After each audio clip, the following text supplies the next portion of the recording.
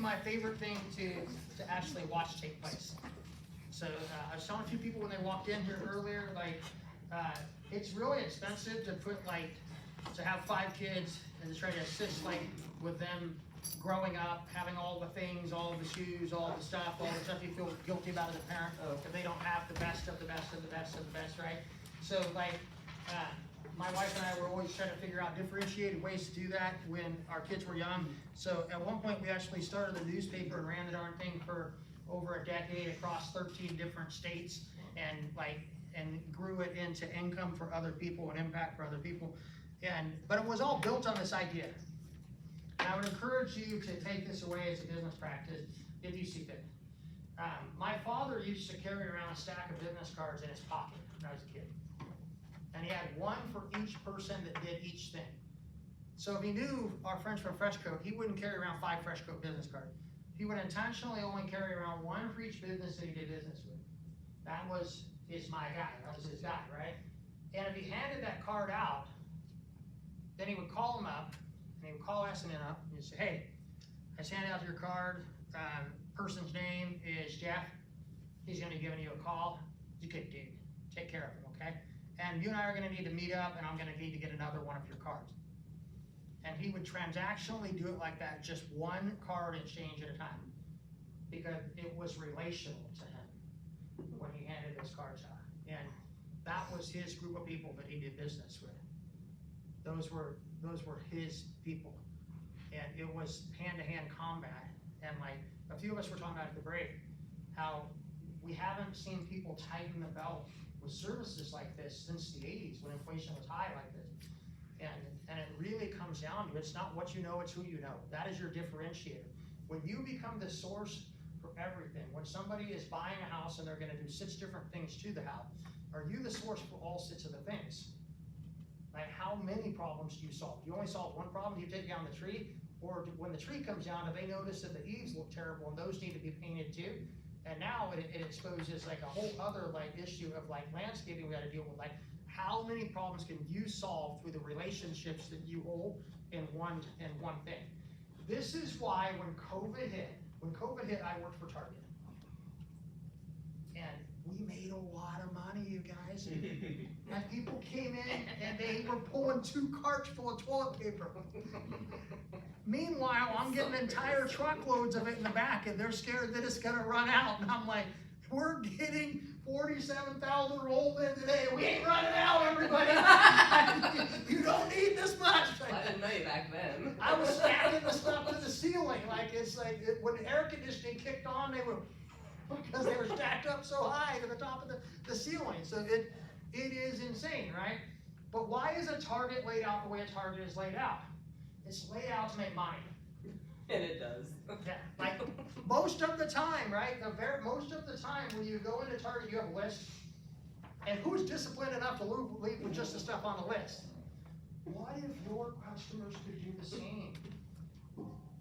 What if they had a list that they were going to buy, but they left with upside stuff too? People will make amazingly incredible decisions when they feel emotionally connected and they need a solution. So as I go into this, I love to tell this story. So everybody knows February 14th is Valentine's Day, right? We've heard of this holiday, right? We have a mostly male audience. So when I say that to around men get very tense in their chest, ladies. They are afraid of this day. And I'm going to tell you a story about this. So I worked at Target, and I was running one of the biggest stores in the country in an area called Livermore, California, Northern California, $110 million store. And the most profitable item in any Target is ladies' undergarments. We make a lot of money off of those. We are not selling that fabric by the yard, folks. We are making a lot of money off of those garments. About 85% profit. It is a huge margin business. So, on one particular Valentine's Day, a very large man that I can tell works blue collar in his boots and he's dirty. I see him in there with his red shopping cart and he's going around.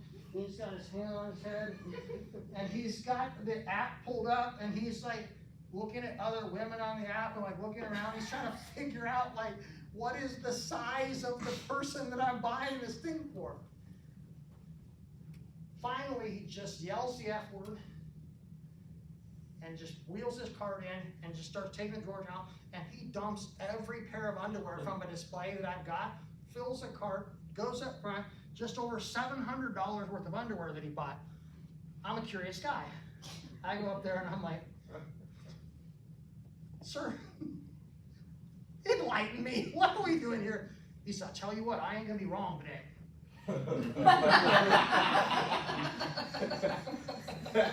He had all the underwear on like 4 hip bags. He was not gonna guess too small or too large or whatever. He's like, I ain't gonna be wrong today. And I'm like, they can exchange it. Nope, that would be wrong. Like, I am not going to be wrong. And you can take that joke for whatever it is. But when we are emotionally connected to something, like, the cost of the solution doesn't matter. Somebody a long time ago built ridiculous belief in the idea that Valentine's Day is the day that you need to express your love. Right? They just did, right? And now they got a new one. They got a Sweetheart's Day. Evidently, we're going to have to do this in the fall and in the spring, guys. When is this? I'm like, what is happening? What is this movement that is taking place? Like, I see my brother back there getting stressed out, but it's going to happen twice. There's no way I'm going to have to do this twice. But you are. So, okay, no surprises. So the way that the book is laid out, guys, and I hope that that you'll use it, you'll scribble all over, but the way that it's built out is in more detail. It spends the first section describing the 7 laws, like where they come from, what they stand for, like really defining it. It spends the second section talking about how you can put them into practice. And the third section, how to test it, when you think that you've actually got there, like this is the way that you can test it. So when I present it, I spend most of the time in the definition side of it, like kind of really creating buy-in so that you can go back and do the practice and test side on your own.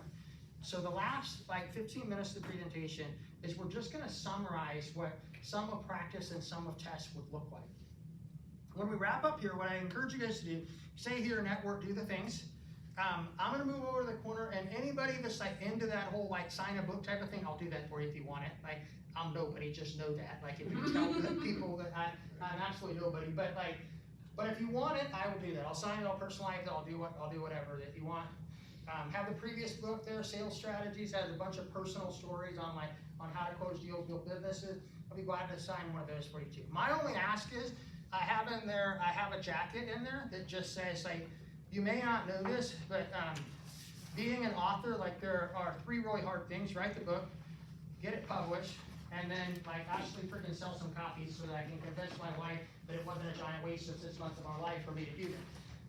If you would do me a huge favor and scan that QR code and go to the bottom on the left-hand side where it says leave a review and leave me a review on the book, it would mean the world for me. Authors that have more money than me, they have big old marketing budget, and they pay up to $300 for a review. That's how big books get big. I'm trying to do it differently. I'm trying to add value and brighten up your morning a little bit. And hopefully I've added enough value that that you guys can take the time and leave me a review on. That would mean the world to me. Cool. Okay, so no surprises. So Rethink Work blog says that being predictable is a great trait in leadership. That's right. As boring as it sounds, consistently inspires that. The other one that I toy with all the time is one of Griff's favorite quotes is Alex Hormozi. So he's a little bit younger than the Rethink Work blog. Alex Hormozi says you have to be willing to do the work, to do the predictability long past the time that it gets boring. When everybody else is bored, you gotta just keep doing it. So when you think the work that I do is mundane, predictable is winning. I know in real estate we talk about all the time that Monday has a purpose, Tuesday has a purpose, Wednesday has a purpose, because then it gets really easy to communicate with people. This is what we do. When I worked at Target, my team knew step by step, they would mock me. I could see them from my office. They were then he's going to walk over here, and point at this, then he's going to scan this. They knew exactly what I was going to do. But the purpose for that was they knew what a freaking win looked like. How come in our sports we're totally willing to accept predictability? We know when we play basketball, If I get the ball through that hoop more than the other team in this designed amount of time, I win. Why are our personal and professional lives different than our competitive sports life? It needs to be very clear how to win. Right? And the same thing, if I was selling to a customer, I would literally ask these questions. What does a win look like to you?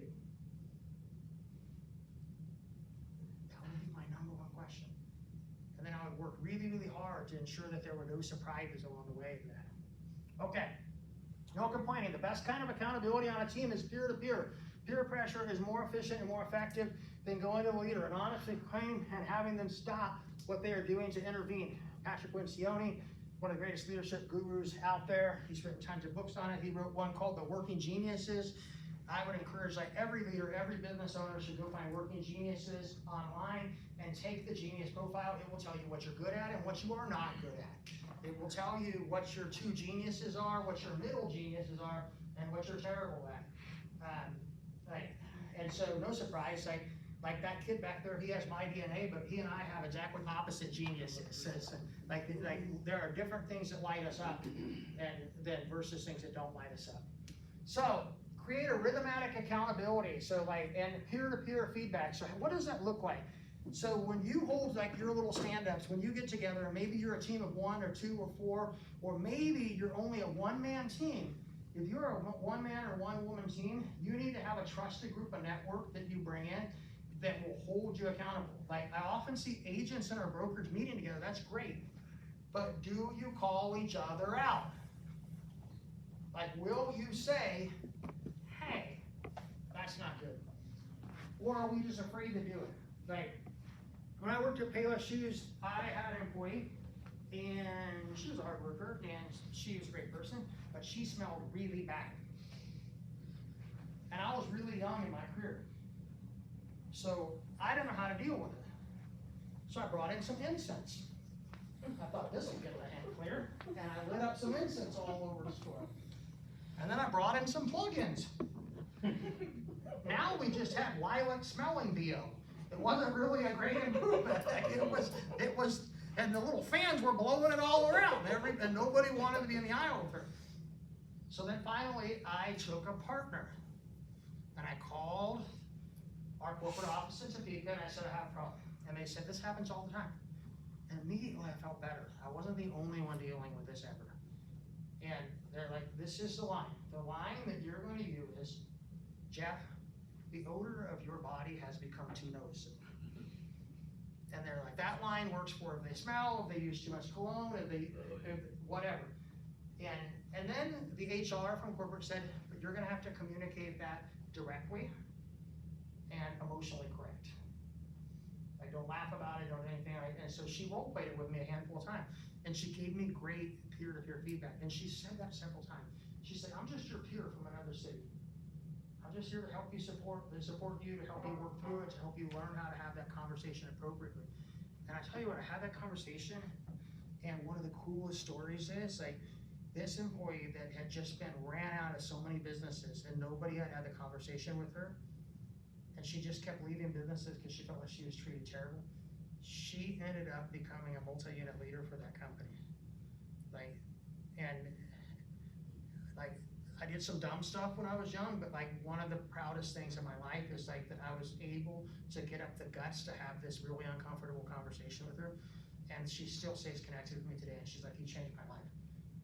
And so for the longest time, when she and I would be in a meeting together, she'd be like, that's Mike, he told me I stink and it changed my life. And that's how she would introduce me to people. It's but who in your life will tell you you stink? You gotta have that person. Right here, they're talking about it. They'll tell each other, right? That's the thing, gotta have that person. Hey, so what does building ridiculous belief look like in real life? So your belief determines your action determines your results, but first you have to believe. Mark Victor Hansen. So this is what it shows up. This is a test. Do we have a test? Everybody in the room know who Jerry Seinfeld is? He's the only billionaire comedian, right? He made a lot of money, writing jokes, right? So how did he do it? So when he was asked how he did it from Maxim Magazine, he said that in order to become a better comic, it's really simple. You gotta write better jokes, and you gotta have a lot of them. And they're like, well, duh. And then they're like, well, how did you do that? And he said, well, what I did was, I believe that if I wrote more jokes than anybody else, that just through math, I would have more better jokes than anybody else. So he set out to write jokes every day. And he said that he remembered that when he was a kid, that his mom had this like little chain that hung on the wall that like, if you're good, all these days you pull these chains off, and then Hanukkah hits and you start to get some presents. And you guys have probably done one of those chain things, right, with different holidays, with Christmas, Hanukkah, Thanksgiving, Halloween, whatever, right? He just created a reverse chain. And he went 20 some odd years without breaking the chain, without like never missing a day sitting down writing jokes. And eventually he hit it big. So like, what is the thing that you just know in your heart? If I get really freaking good at this, I help me and a bunch of people. And then commit to doing some of that every day. Don't break the chain. The power of habit stacks. Like this guy here, Jeff, raise your hand. Like, he's not a soft talker. And it's a good thing, because he changes people because he's not a soft talker. I have never seen anybody who lives lead gen like he does. This guy makes so many cold outbound calls every day. Like, he just gets on the phone and he just makes the calls. Like other people talk about it, he just makes the calls. And he just keeps putting X's on the board. Right? And so he's in commercial real estate mostly. He does a little bit of residential. So he can go a year without a win. He can make calls every single day, like, or write jokes every single day, and not have a gig. But when he gets a win, it's pretty sizable. And he's so optimistic. Met him at the printer last week, and he's like, hey, I got a couple deals, and if one of them goes through, like, it could be like really big, like buy a house kind of big out of a deal. So I gotta like start learning the tax implications of when I'm successful. Like, he's already preparing for that. Like, that's what ridiculous belief looks like. So thanks for being an example, brother. Okay, and this ties a little bit into this, right? So like linear leaders grow one by one, follower by follower in a straight line. Multipliers grow exponentially by developing leaders who develop leaders, the John Maxwell team. So nobody has developed more leaders than John Maxwell, I think. I think he's like the Greek god of leadership development, right? And he's also, he has a similar philosophy. He writes a page every day. Like, that's how he's produced a best-selling leadership book every year for 30 years in a row, by writing a page a day. Like, the thing to take away from both of these is, like, do I have something I believe so much in? And if I do the math, does it equal the dream? Like, can I put the math together, and the math gets me to the story that I want? So all the time at Target, I used to tell people, I used to say, hey, the standard is, I need you to pick. That means go run your little cart around and get 100 items an hour. And if I told somebody to do that, they're like, 100 items a low. Oh. And then I would bring this one kid, this 19-year-old kid that used to wear this flat-billed Yankee hat, and I would bring him over and I'd say, Jude, how many items you pick an hour? 163, no more, no less. 163, 6 years in a row. I'm Jude, I pick 163. Like, and then everybody would walk around and they're like, well, that kid can pick 163, I get 100. Like, sometimes we have to see it done. Like that's the math, right? Like the story that Griff tells all the time, Roger Bannister, for 200 years, they were tracking the mile, trying to get below four minutes. Roger Bannister runs a 4-minute mile. One time, they actually believed medically that if he ran a 4-minute mile, he would die, that he would cross the finish line and die. Roger Bannister runs a 4-minute mile. Next year, 7 people break that record. We have to see it done. The math matters. I can't create belief based on fantasy. I have to have some math that supports my belief. Hey, how do we do, what does meekness, not weakness look like? The key to successful leaders today is influence, not authority. Ken Blanchard, he wrote the 1-Minute Manager, first leadership book that I ever read. He's an amazing author. You might notice that I read a little bit and I like to give away everything that I've learned, right? I give credit to everything that I've learned from other people that have come before me, that I've read their stuff. Like, I'm not smart, I'm just smart enough to know this good stuff. Okay. Second leadership book I ever wrote is Leadership is an Art by Max Dupree. And there's a great story that he tells in there, and I kind of like, I summarized it more in the book, but I summarized it a little bit here. So the grandson takes over the business, and he learns that there's a really a really productive millwright on the West Coast. So he flies from the East Coast to the West Coast because this millwright died. And he flies over there and he attends the funeral. And after the funeral, they go to the home and have a little wake, and a little old lady stands up. She starts reading beautiful poetry. Like just gorgeous, like bring you tears poetry. And he thinks like, this is really cool. So the new owner of Miller Hyman goes in and he goes, hey, that poetry, that was amazing. Who's with him? And she says, that was my husband. And so this millwright that's 7 feet tall, 300 pounds, that led men to knock over trees and push them into things, writes this poetry. So we have this belief that you can't be strong and be meek. So the question that the new owner of Miller Hyman flew home is, he's like, is he a millwright that wrote poetry, or is he a poet that pushed logs? Like, what is he? And when you reach that level of emotional balance, when you can be both powerful and vulnerable, you win everything. People will follow you. People will buy from you. Too often we lean one direction or the other, right? We either push the logs and we're really tough, or we read and write the poems. The trick to it all is being both. Never borrow authority if mistakes happen. Effective leaders do not place the blame on others. They take ownership of mistakes, determine what went wrong, develop solutions to correct those mistakes, and prevent them from happening again. Jocko Willink. Anybody know who Jocko is? Like, he's a mountain of a man. He's one of the soldiers. He was the leader of the Battle of Ramadi. And he wrote a book called Extreme Ownership. And so one of the thrills of my life when I was working for 24 Hour Fitness, they bought me a coaching session with him. I was so excited. I took some pictures. His guns are the size of my head. He is an amazing dude. I got to run a Spartan race with him. But he's no nonsense.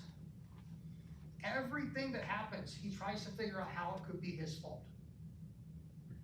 Everything. Because he's like, when you have a no-blame culture, a no-blame attitude, and you just take extreme ownership for everything, then immediately you start working on a solution. You do not spend any time on this mess of like, whose issue is it?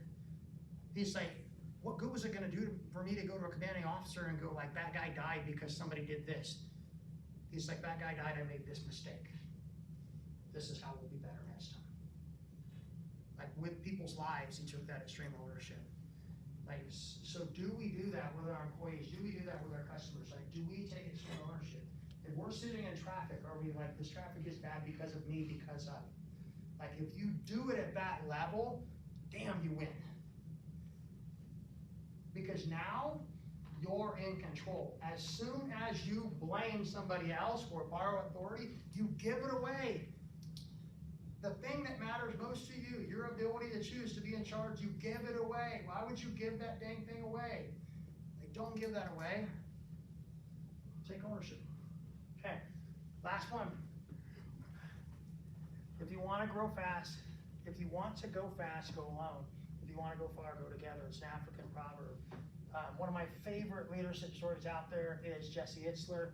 More people know Jesse Itzler for his wife. His wife is Sarah Banks. Sarah Banks is the billionaire founder of Spanx. And so Jesse's made a lot of money himself, but not as much as his wife. He says that he likes to play too much to make the best money. But Jesse made a lot of money selling bootleg CDs. The number of clients that he sold bootleg CDs for before they could officially publish them in New York that are now some of the biggest hip hop names in the world, Jesse has helped them start their business. And eventually, when he started a private jet company, who do you think the first people that came to him and rented jets were? Those people that he got started on the street. And he said, we stand on a fire and go, man, when I hit it big, like I'm gonna be a big state, I'm gonna need somebody to get you there, I'm gonna own jets.